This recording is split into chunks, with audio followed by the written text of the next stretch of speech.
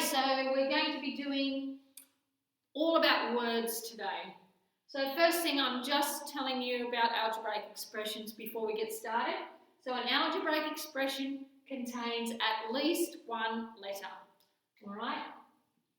So we're looking for something with a letter in it. It also may contain, may not, but it may contain some numbers, mathematical symbols. Okay, so it might look like that. It does not contain an equal sign. If it has an equal sign, we call it an equation, but I want you to write this in red. It does not have an equal sign.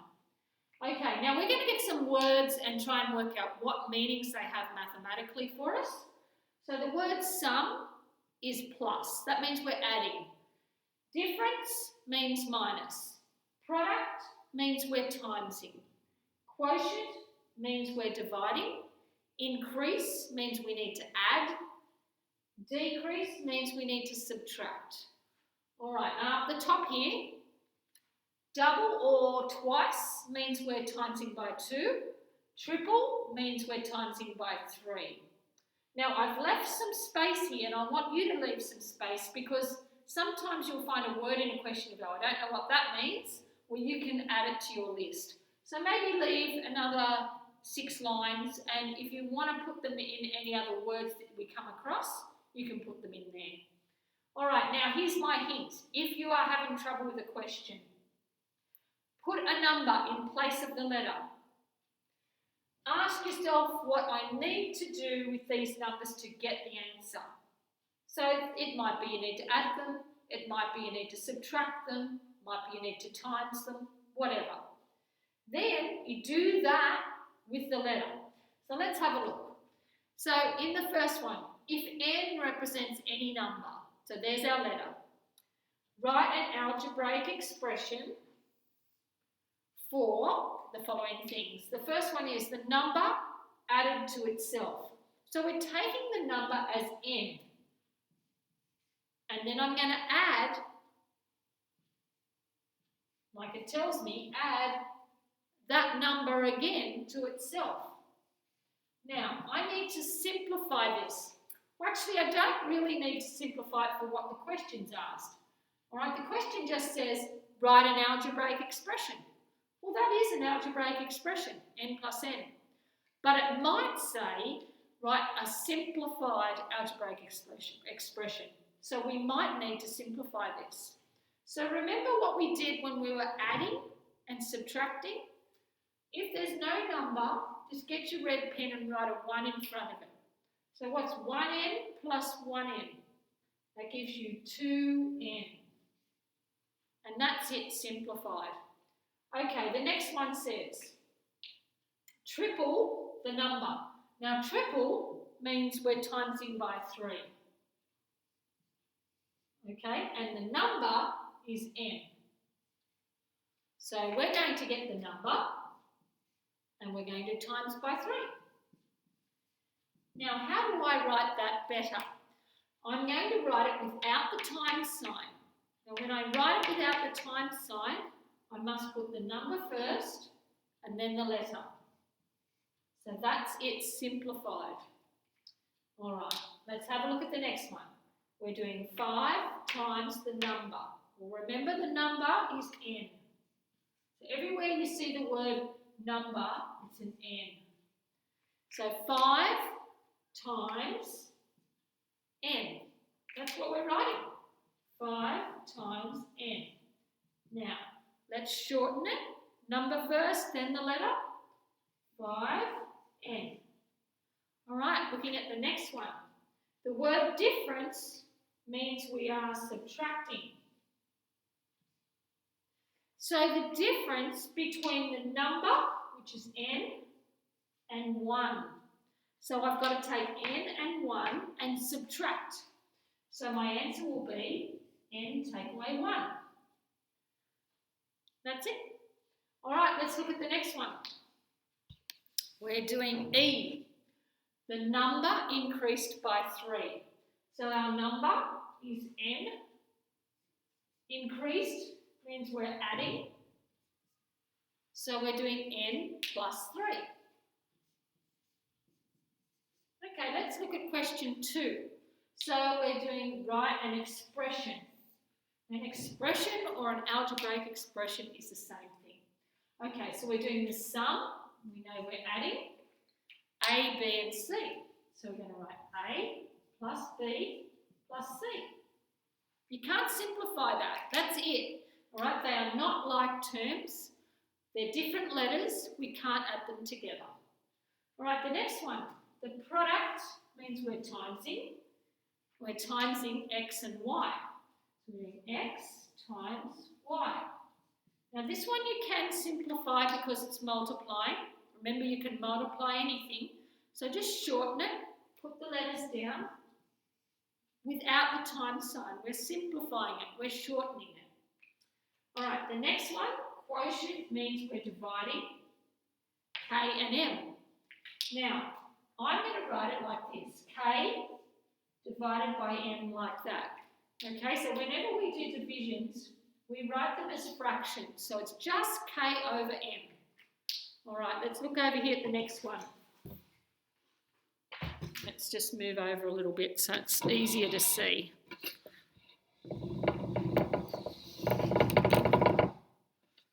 Okay, so let's look at the next question we're doing. We've got 6 decreased by e. Decreased means we're subtracting. So it's 6 decreased by e. Subtract e. Now this next one's a little bit trickier, so we'll take it slowly. The word difference means we're subtracting. Now I don't want you to read the first bit, so I want us all to just look at this. So the difference between 10 and x. 10 take away x. Now, if we do half of that, right, halving something, you can do a half times something, or to halve it, you're dividing by 2. Okay, so I think it's easier to just do a half like that. It's much easier to write, so let's just do divided by 2 like this. And you'll get it right if you do it like that. So always try and write fractions when we're dealing with divisions. Okay, the next one. We're writing an expression for, now it's nothing to do with any of this, it's a new question. Write an expression for the number of students in a class. That's what we're concentrating on. If there are B boys and G girls. So B is the number of boys and G is the number of girls. So what must we do with those two things? How are we going to get the total number of students in the class? We need to add the boys and the girls together. So we're going to write B plus G. All right, next one. We're finding the number of students left in a class. What happened here? Why are they left in the class? Well, there's K students in the class, isn't there? Let's just get rid of that part first. Hang on. I'll just rewrite that so you can see it. We don't really need to underline that. Okay, so we're finding the number of students left in the class. There's K students in the class normally, but 10 students go on an art excursion. All right, so what can we do to get the number that's left in the class when 10 of them leave and go on an art excursion?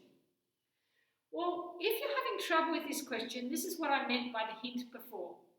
Imagine we had 30 people in the class instead of K. So if we had 30 people in the class and 10 went on an art excursion, how many do we have left? We would have 20 left, wouldn't we?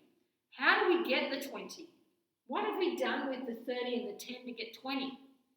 We've done 30, take away 10, haven't we? That's what we've done. That's what we've done. Well then, that's what we're going to do with the letter. So instead of 30, we're going to write K. Take away 10. So there's the answer to the question. I've only done that over there to show you what happens when we need to put a number in for a letter to try and work out what we're doing.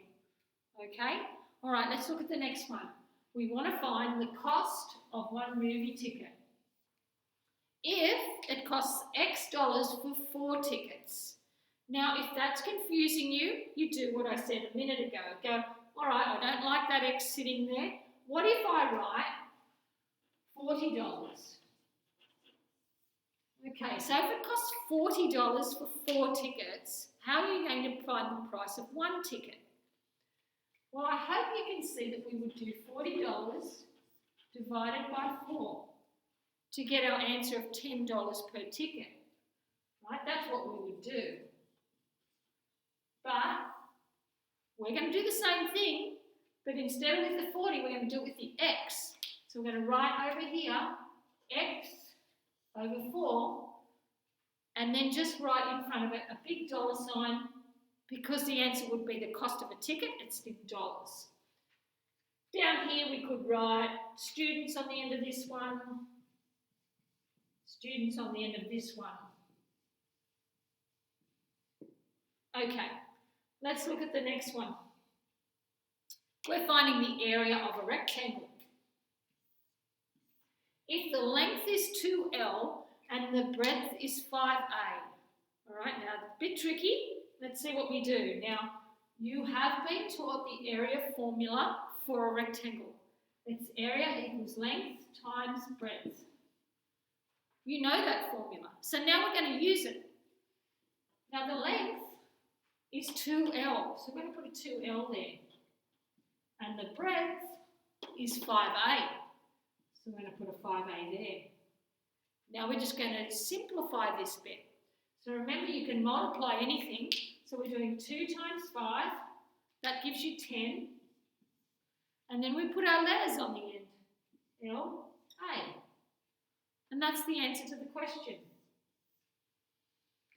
All right, so I think we've done enough practice on it, but you need to practice it now.